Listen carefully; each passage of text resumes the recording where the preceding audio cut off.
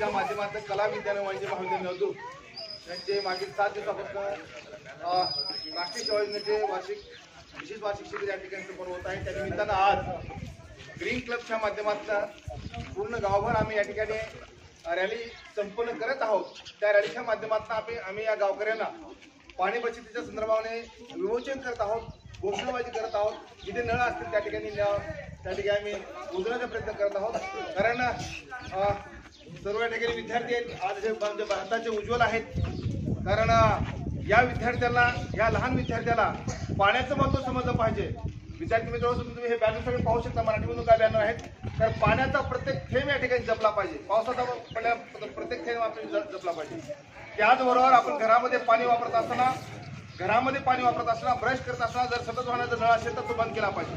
घरामध्ये जर पुरुष मंडळी असतील, आपल्या आईला भाऊ असतील, गाडी करत असताना तो सतत वाहनाचा नळ बंद केला पाहिजे। कारण कंटिन्यू नळ चालू असेल तर त्या ठिकाणी बरंच पाणी वाया होऊ शकते। घरामध्ये एखादा नळ असेल, घरामध्ये एखादा गळका नळ असेल तर तो गळका नळ ताबडतोब बंद केला पाहिजे। म्हणजे समजा आपल्याला होत नसेल तर आपल्या आवडीला सांगणं गरजेचं आहे, आपल्या भावाला सांगणं गरजेचं आहे। जेणेकरून तो नळ जर बंद झाला, एक ड्रॉप जर आपण विचार केला तर आपला आपण विचार करतो एक तर ड्रॉप जातो, एक तर थेंब जातो, काय फरक आहे। परंतु त्या एका थेंबाचा जर आपण विचार केला तर एका तासामध्ये, एका सेकंदाला एक थेंब जात असेल, एका मिनिटाला किती थेंब जातील, एका दिवसात किती थेंब जातील। अशा प्रकारे जर त्या थेंबाचा, सेकंदाच्या थेंबाचा विचार केला तर दिवसभरामध्ये 18 लिटर पाणी वाया जाऊ शकतं।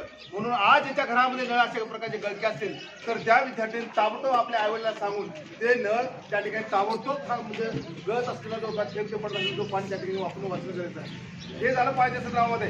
त्याचबरोबर घरामध्ये आजूबाजूला जे कचरा आहे, जे प्लास्टिक आहे, त्या प्लास्टिक कचरा असेल तर ताबडतोब त्याचं विल्हेवाट करणं गरजेचं आहे। व्यवस्थित त्या ठिकाणी आपल्याला त्या ठिकाणी डंप करणं गरजेचं आहे। आपण ते करत नाही, कुठे टाकून देतो। यामुळे तुम्हाला माहिती आहे पर्यावरणाला पूर्णपणे बाधा होऊ शकते। पर्यावरण हे दूषित होत चाललंय, पर्यावरण हे प्रदूषित होत चाललंय। त्यामुळे हा प्रकारचा संदेश आम्ही या ठिकाणी खास करून आलो।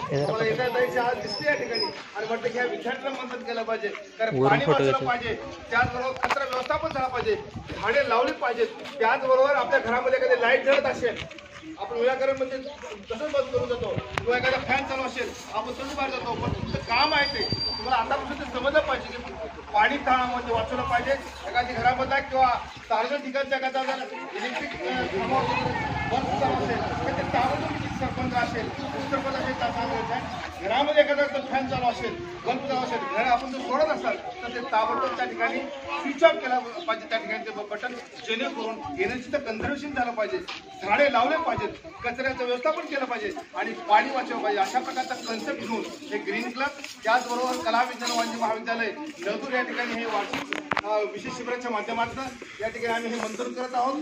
गावामधून अशा प्रकारची रॅली आम्ही या ठिकाणी काढलेली आहे। आपण पाहू शकता या ठिकाणी आजपासून पाणी वाचूया, आपले भविष्य सुरक्षित करूया। हे बघा, हे जे लेबल दिसतं बघा, सदा हरित पर्यावरण निर्माण करण्यासाठी संघटित होऊया, सर्व एकत्र करूया। एकाचं काम नाही, एका सरपंचाचं काम नाही, एका उपसरपंचाचं काम नाही, किंवा चिल्या पिण्याचं काम नाही। आपण सर्वांनी मिळून हे काम केलं पाहिजे। तुम्ही हवामान वातावरण बदल शोधक आहात का?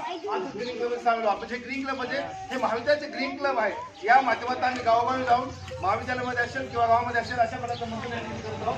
त्याचबरोबर या ठिकाणी पाहू शकता त्या ठिकाणी माझे हे अलीकडे तेव्हा हे बॅनर पुढे तेव्हा हे सगळ्यांनी अवलंबून केला पाहिजे। पाणी जपून वापरा, दात घासताना सतत वाहणारा नळ बंद करा, घरातील मोठ्या पुरुष मंडळी गाडी करताना सतत वाहणारा नळ बंद करा, सतत गळणारे नळ ताबडतोब दुरुस्त करावेत, कपडे वॉशिंग मशीन पेक्षा बकेटाने धुवावेत, कारण वॉशिंग मशीन मध्ये जास्त पाणी जातं।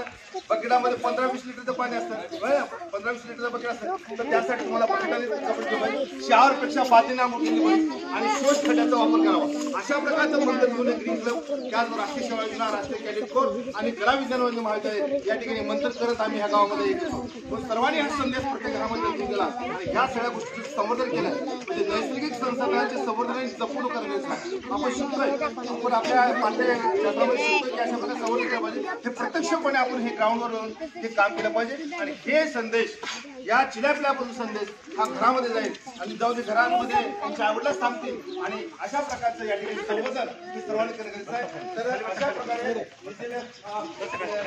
शिक्षक आहेत किंवा मुख्याध्यापक आहेत, त्यांनी आम्हाला संधी दिली. कारण हे आम्ही तर गावात सांगतोय, लोक पाहत नाही फक्त आम्ही गरजेला करतोय, परंतु हा संदेश शिल्या पिढ्यामधून आज ह्या मुलाला दाखवणं गरजेचं आहे. तर ह्या मुलाला हे काय चाललंय किंवा खरं पाणी किती महत्वाचं आहे, हे कचरा किती विल्हेवाट करणं महत्वाचं आहे, त्याचा निस्तार किती महत्वाचा आहे, येण्याचं तंत्रज्ञान किती महत्वाचं आहे, झाडे किती महत्वाचं आहे, किती महत्व आहे. या ठिकाणी तुम्हाला तुमच्यासोबत बोलण्याची आम्हाला संधी दिली त्याबद्दल या ठिकाणच्या मुख्याध्यापकांच्या शिक्षकांच्या सर्वांच्या ठिकाणी आभार मानतो आणि थांबतो. धन्यवाद.